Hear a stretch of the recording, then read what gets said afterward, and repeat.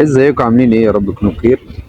وانا قاعد دلوقتي قلت اشارككم بعض الافكار اللي بتدور في راسي، وهي عن الفيلان.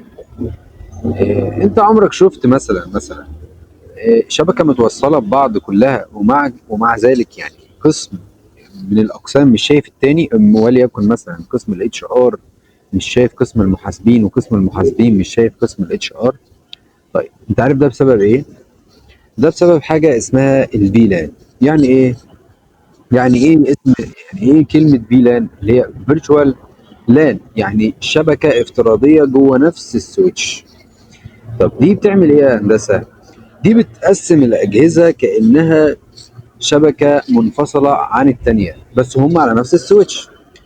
طبعا السويتشات اللي بتشتغل دي بتبقى سويتش لاير 3، يعني لو حد درس النتورك لايرز هيعرف ان السويتش ده بيشتغل في اللاير دي، بيبقى سويتش بيعمل نفس عمل الراوتر. تمام. احنا دلوقتي هي بتقسم الأجهزة كأنها شبكة منفصلة، حتى لو متصلين في نفس الكابلات، بنفس السويتش. تمام. يعني مثلا في عندنا القسم المالي، هنسميه مثلا في لان 10، القسم الاتش ار في لان 20، قسم الاي تي في لان 30. كل واحد ليه خصوصيه ومفيش حد يقدر يشوف التاني خالص. ليه؟ لان دول احنا قلنا هنقسم الشبكه عن طريق الفي لان.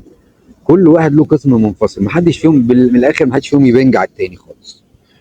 ماشي.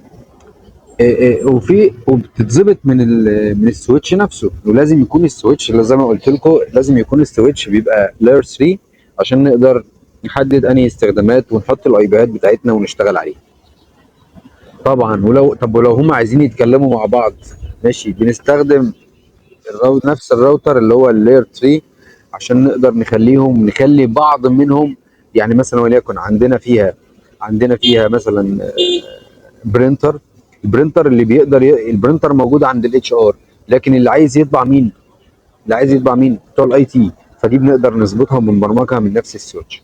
اظن كده وصلت.